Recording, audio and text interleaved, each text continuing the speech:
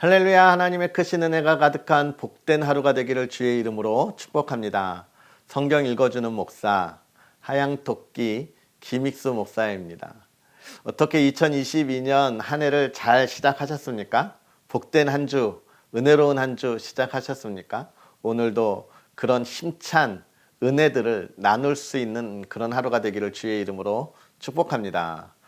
지금 이 뒤에가 너무 환하죠. 사실 저 뒤에는 무엇이 있냐면 제주 앞바다가 보이고 있는데요.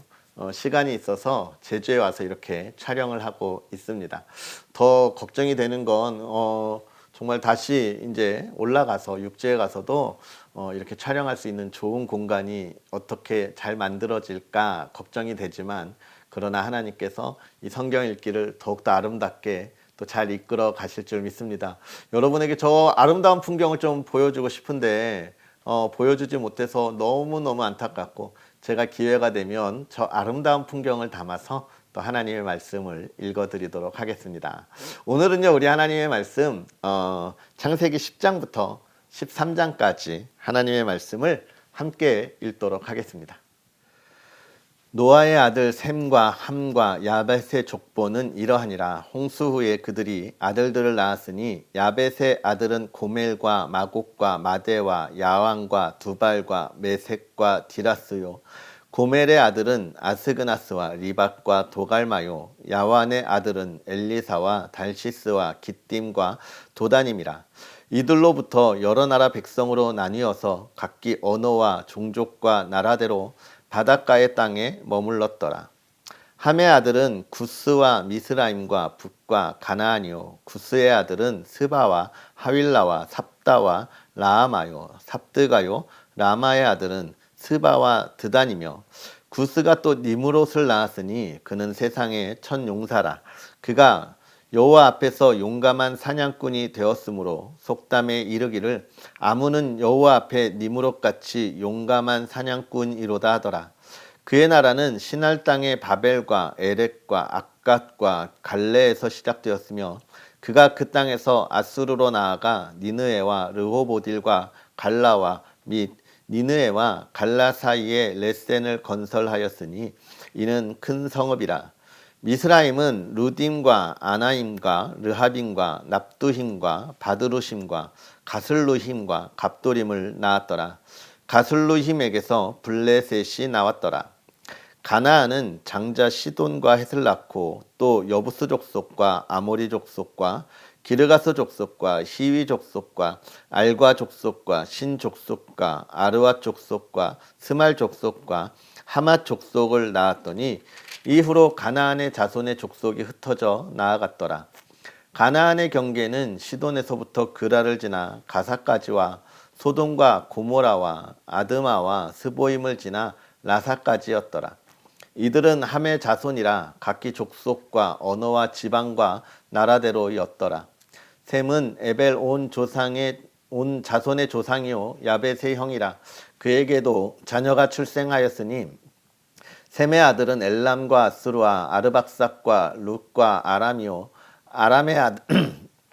아람의 아들은 우스와 훌과 게델과 마스며, 아르박삿은 셀라를 낳고 셀라는 에벨을 낳았으며, 에벨은 두 아들을 낳고 하나의 이름을 벨렉이라 하였으니 그때의 세상이 나뉘었으며, 벨렉의 아우의 이름은 욕단이며, 욕단은 알모닷과 셀렉과 하살마웻과 예라와 하도람과 우살과 디글라와 오발과 아비마엘과 스바와 오빌과 하일라와 요밥을 낳았으니 이들은 다 욕단의 아들이며, 그들이 거주하는 곳은 메사에서부터 스발로 가는 길의 동쪽 산이었더라. 이들은 셈의 자손이니 그 족속과 언어와 지방과 나라대로였더라. 이들은 그 백성들의 족보에 따르면 노아 자손의 족속들이요 홍수 후에 이들에게서 그 땅의 백성들이 나뉘었더라. 온 땅의 언어가 하나요 말이 하나였더라. 이에 그들이 동방으로 옮기다가 신할 평지를 만나 거기 거류하며 서로 말하되, 자 벽돌을 만들어 견고히 굽자 하고, 이에 벽돌로 돌을 대신하여 역청으로 진흙을 대신하고, 또 말하되 자, 성읍과 탑을 건설하여 그 탑 꼭대기를 하늘에 닿게 하여 우리 이름을 내고 온 지면에 흩어짐을 면하자 하였더니 여호와께서 사람들이 건설하는 그 성읍과 탑을 보려고 내려오셨더라.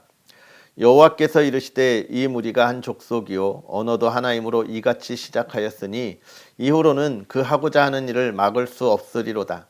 자, 우리가 내려가서 거기서 그들의 언어를 혼잡하게 하여 그들이 서로 알아듣지 못하게 하자 하시고 여호와께서 거기서 그들을 온 지면에 흩으셨으므로 그들이 그 도시를 건설하기를 그쳤더라.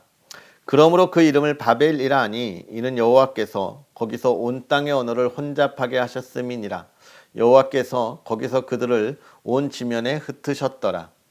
셈의 족보는 이러하니라. 셈은 곧 백세 곧 홍수 후 2년에 아르박삿을 낳았고 아르박삿을 낳은 후 500년을 지내며 자녀를 낳았으며 아르박삿은 35세에 셀라를 낳았고 셀라를 낳은 후에 430년을 지내며 자녀를 낳았으며 셀라는 30세에 에벨을 낳았고 에벨을 낳은 후 403년을 지내며 자녀를 낳았으며 에벨은 34세에 벨렉을 낳았고 벨렉을 낳은 후에 430년을 지내며 자녀를 낳았으며 벨렉은 30세에 르우를 낳았고 르우를 낳은 후에 209년을 지내며 자녀를 낳았으며 르우는 32세에 스룩을 낳았고 스룩을 낳은 후에 207년을 지내며 자녀를 낳았으며 스룩은 30세에 나홀을 낳았고 나홀을 낳은 후 200년을 지내며 자녀를 낳았으며 나홀은 29세에 데라를 낳았고 데라를 낳은 후에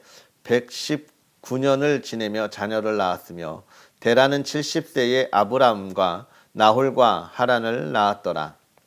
데라의 족보는 이러하니라. 데라는 아브람과 나홀과 하란을 낳고 하란은 롯을 낳았으며 하란은 그 아비 데라보다 먼저 고향 갈대아인의 우르에서 죽었더라.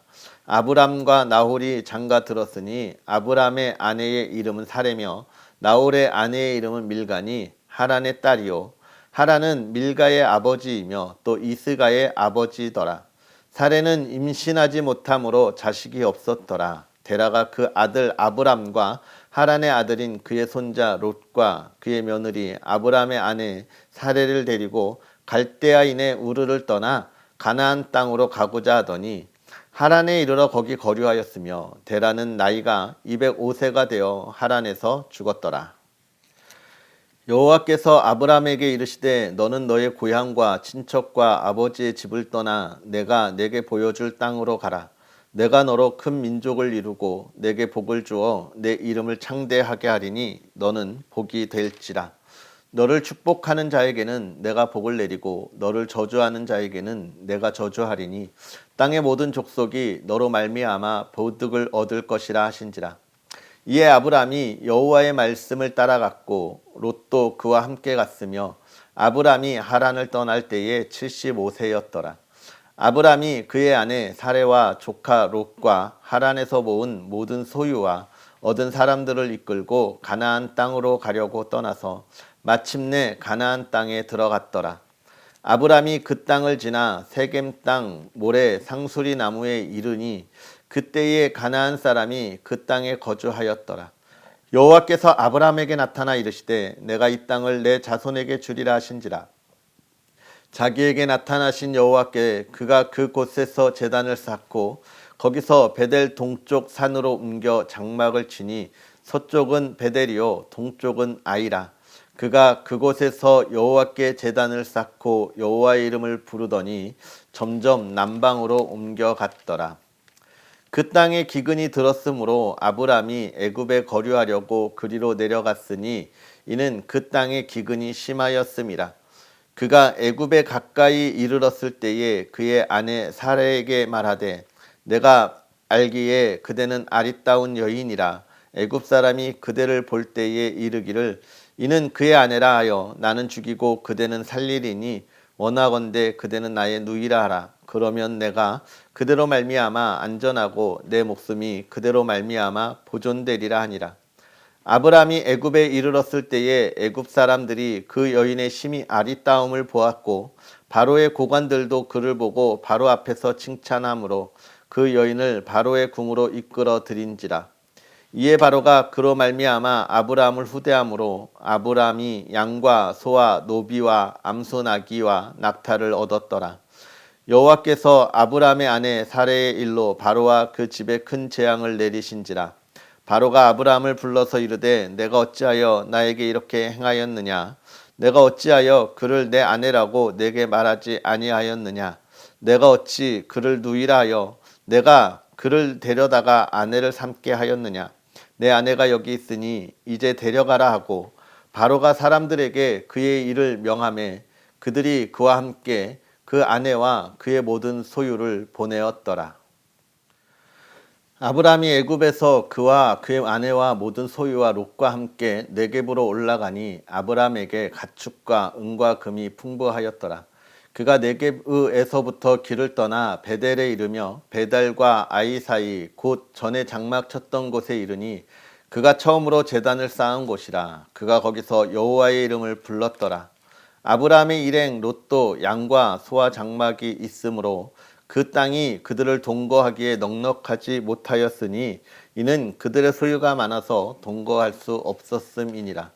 그러므로 아브라함의 가축의 목자와 롯의 가축의 목자가 서로 다투고 또 가나안 사람과 브리스 사람도 그 땅에 거주하였는지라. 아브라함이 롯에게 이르되 우리는 한 친족이라. 나나 너나 내 목자나 서로 다투게 하지 말자. 내 앞에 온 땅이 있지 아니하냐? 나를 떠나가라. 내가 좌하면 나는 우하고 내가 우하면 나는 좌하리라. 이에 롯이 눈을 들어 요단 지역을 바라본즉 소알까지 온 땅에 물이 넉넉하니 여호와께서 소돔과 고모라를 멸하시기 전이었으므로 여호와의 동산 같고 애굽 땅과 같았더라. 그러므로 롯이 요단 온 지역을 택하고 동으로 옮기니 그들이 서로 떠난지라. 아브라함은 가나안 땅에 거주하였고 롯은 그 지역의 도시들에 머무르며 그 장막을 옮겨 소돔까지 이르렀더라. 소돔 사람은 여호와 앞에 악하며 큰 죄인이었더라. 롯이 아브라함을 떠난 후에 여호와께서 아브라함에게 이르시되 너는 눈을 들어 너 있는 곳에서 북쪽과 남쪽 그리고 동쪽과 서쪽을 바라보라. 보이는 땅을 내가 너와 내 자손에게 주리니 영원히 이르리라. 내가 내 자손이 땅의 티끌 같게 하리니 사람이 땅의 티끌을 능히 셀 수 있을진데 내 자손도 세리라. 너는 일어나 그 땅을 종과 횡으로 두루 다녀보라. 내가 그것을 내게 주리라. 이에 아브람이 장막을 옮겨 헤브론에 있는 마물의 상수리 숲풀에 이르러 거주하며 거기서 여호와를 위하여 제단을 쌓았더라. 아멘. 할렐루야. 하나님의 크신 은혜가 가득한 하루 되기를 주의 이름으로 축복합니다. 노아의 자손들에 관한 족보에 관한 이야기. 이 땅이 뭐라고 이야기할까요? 그 설화나 그런 허무맹랑한 이야기로 된 것이 아니라는 것을 족보를 통하여 우리에게 명확하게 이야기해 주고 있는 것이죠. 그리고 우리가 또 볼 수 있는 건 뭡니까? 바벨탑 사건이죠. 언어가 혼잡해지는 이러한 모습. 우리가 하나의 언어를 쓰고 하나의 생각을 하는 것이 우리에게 참 좋은 일인 것 같지만 그렇지 못한 모습들을 보는 건데요. 왜 그렇습니까? 우리가 악하기 때문에 그래요. 우리가 생각하는 것이 죄악된 것을 향하여 나아갈 수밖에 없기 때문에 그렇습니다. 오늘 이 노아의 후손들이 생각한 것이 뭐예요? 우리를 위하여 성을 쌓고 탑을 쌓자라고. 우리를 위하여 자신들의 안전을 위하여 또는 평안을 위하여 물론 그런 것을 하는 것이 나쁜 것은 아니겠으나 여기서 뭘 이야기하는 겁니까? 우리를 위한 생각은 무엇이는 거예요? 우리를 위한 생각은 세상에 악한 것밖에 없는 겁니다. 하나님을 향하여 나아가는 것, 하나님의 생각을 이루어가는 것이 우리에게 복이라고 이야기하는 것이죠. 저게 어제 오늘 또 계속 그러네요. 제가 도울 수 있는 할렐루야. 우리가 하나님의 말씀을 보면서 이 창세기 10장 노아의 자손의 후손에 관한 이야기를 보게 되는 것이죠. 이 모세가 이 노아의 후손들, 족보들 이런 것들을 잘 챙기는 이유가 무엇일까? 물론 많은 이유가 있겠지만 저는 그 중에 하나, 이 이야기들은 세상에서 지어진 일이 아니고 또는 설화가 아니고 우리에게 있었던 일 증거되어지고 증명되는 진실에 관한 이야기다라고 하는 것을 우리가 또 볼 수 있게 되는 것이죠. 그리고 바벨탑 사건을 통해서 또 우리가 무엇을 봅니까? 하나의 언어, 또 같은 민족이 있다고 하는 것, 이것이 참 같은 언어를 사용하고 같은 문화권에 있다고 하는 것이 참 좋은 것이지만, 그러나 무엇을 이야기하는 거예요? 그렇게 하나를 이루어 간다 할지라도 그 안에서 이루어지는 일들은 하나님의 뜻과는 다른 길로 갈 수 있다는 거예요. 특별히 우리를 위하여 성을 쌓고 탑을 쌓자.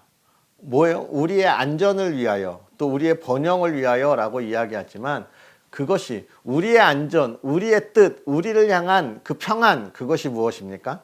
하나님의 뜻과 다른 죄악된 모습들이다, 그렇게 이야기해 주고 있는 것이고요.